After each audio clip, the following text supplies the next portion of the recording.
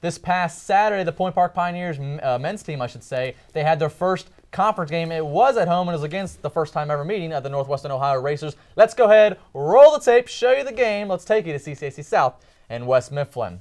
So here we go. First time ever meeting of these two teams. First conference game ever for Northwestern Ohio in AMC, and of course the first conference game of the season for Point Park. Right off the bat, Northwestern Ohio is going to get a big three. It's Isaac Bowers. Then Northwestern Ohio Racers get a lay-in, so all of a sudden 10-0 to start off in the first 3 minutes of basketball. Not good for the Pioneers. But Devon Alexander, the freshman, is going to step up and try to answer back. The Bateen is going to get a little Russian high step. Whoop-a-doop.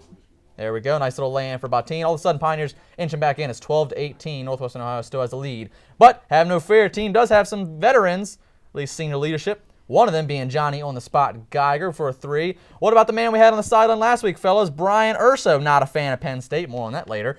Big three for Urso. How about this? The big boy is going to get a block. That's Gillette. Kyle Gillette, number 45. And then he's going to send it up to Northwestern Ohio. He's going to put it in for an easy lay-in. Well, not so easy, but it made it look easy, and they get the foul. So 38-38, a tough fought first half. We go to the half, all evened up. So the second half is going to have to be big for the Pioneers. Watch 22 at the bottom of your screen. He's going to slip all the way in the back door. Nice job, Alexander to Geiger. Very nicely done. Northwestern Ohio, a three at the shot clock buzzer. As you see, the buzzer goes right to 0 at the top of the screen there.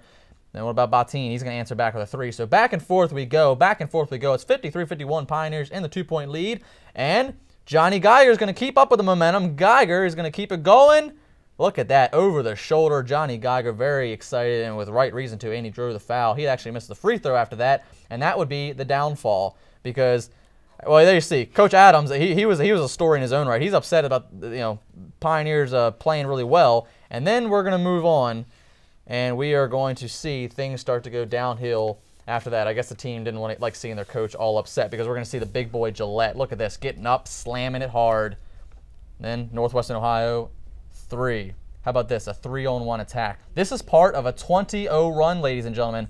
20-0. That means Point Park got 0 points in this little stretch. Northwestern Ohio ended up scoring 20. Saw a three. Point Park's bench is upset, rightfully so. And then the ending of it is going to come with a 3-ball right here. Overall, not looking good for the Pioneers. They would end up losing overall 92-78. Johnny Geiger, 14 points. Sarno and Vorst for the Racers, 26 points apiece. And fellas, you just cannot let two players score 26.